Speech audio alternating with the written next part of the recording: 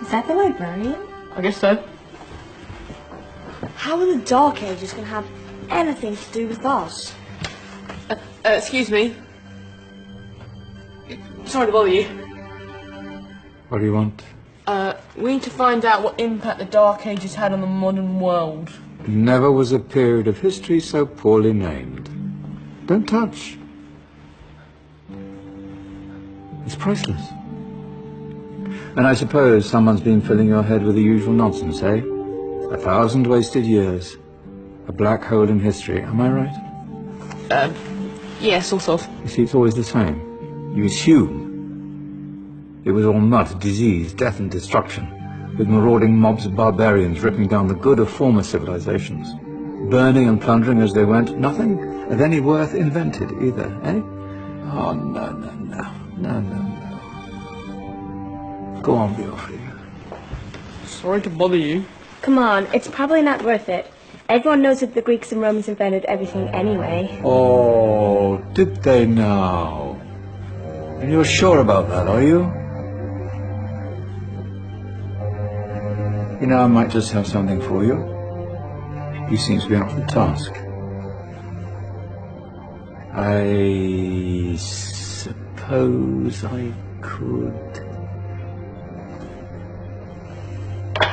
Follow me. I've got just the book for you.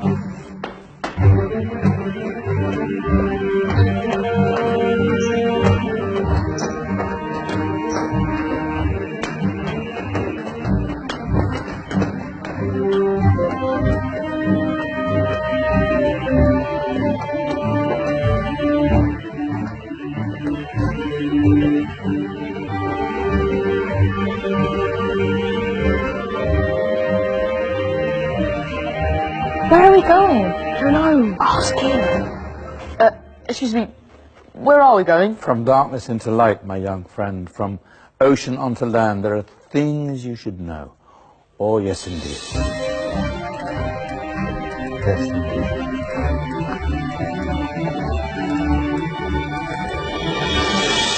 Now, I know I left it round here somewhere.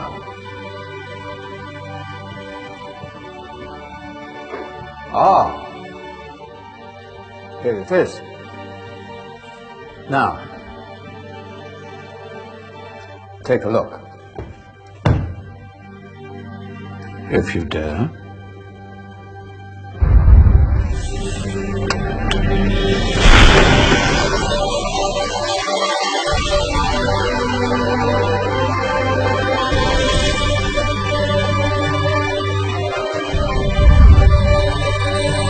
What's going on?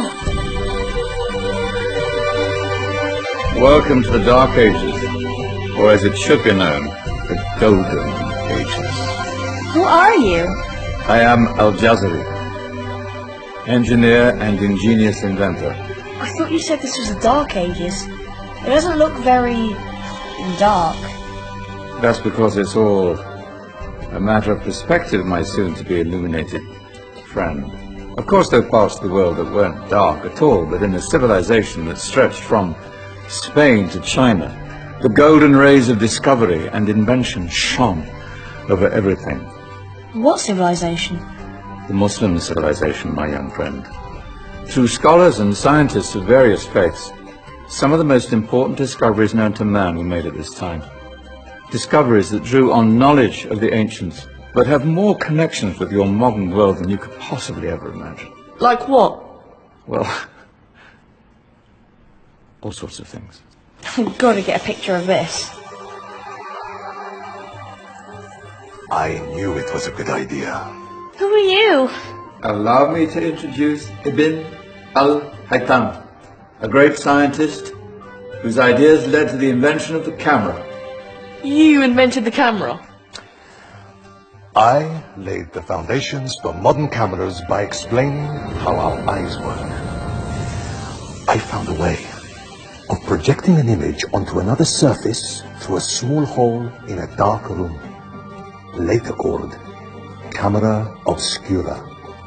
Think of all the things that evolved from this discovery. Cameras, cinema, all share the same principle. cool. Look out below! Who's that? That's my good friend, Abbas ibn Farnas, who gazed up to the heavens, passionate in his belief that man could fly. Whoa. Indeed, he dared to dream about flying 1,000 years before the Wright brothers. Do you know you all take your jet-setting holidays for granted, so it only seems fair to remember Abbas ibn Farnas. Stand by. I'm ready for takeoff.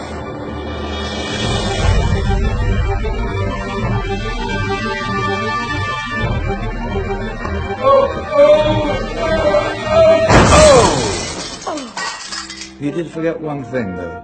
A tail, useful for landing. My back. Is there a doctor in the house? Did someone call? Ah, my old friend, why don't you introduce yourself to my young guests? I am Abul Qasim al-Zahrawi. Many call me the father of surgery. Did you actually do surgery back then? Of course we did. In fact, many of the surgical tools that I invented are still used in your modern hospitals. Excuse me, the patient needs my attention. Scalpel? I think I may need some stitches. In that case, I'll use catgut. Catgut? From the gut of animals. Perfect for stitching up internal wounds. The surgeons are still using it today. Sorry, mustache.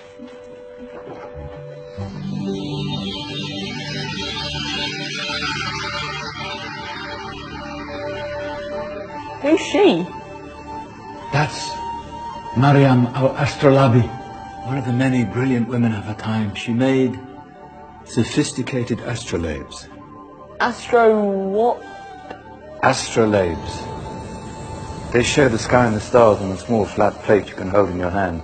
Think of them as ancient calculating or timekeeping devices. Today you have your watch, your compass, satellite navigation, helping people and explorers travel the world. Science at its brilliant best. And all these things were developed during the Golden Ages. Well, that's just the tip of the iceberg. There were thousands of other inventions covering all areas of life, and in the years that followed, their influence spread across the whole of medieval Europe. So you see, it wasn't so dark after all. What about you? Me? What did you invent? Well, I don't want to be big-headed, but I made some groundbreaking advances in engineering. I suppose my most significant discovery converted rotary motion into linear motion using a crank and connecting rod. It's essential in pumps and engines. In fact, I've no idea how the Industrial Revolution could have happened hundreds of years later without such a device. Not that I ever get the credit I deserve. But my crowning glory was my amazing time-telling machine, my legendary elephant clock.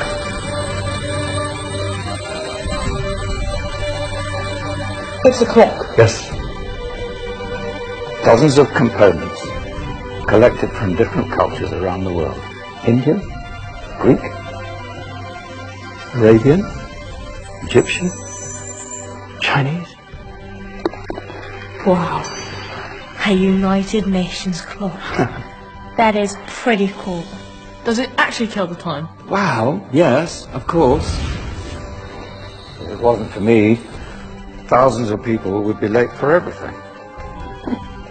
Speaking of time, we better get you back. And remember, spread the word.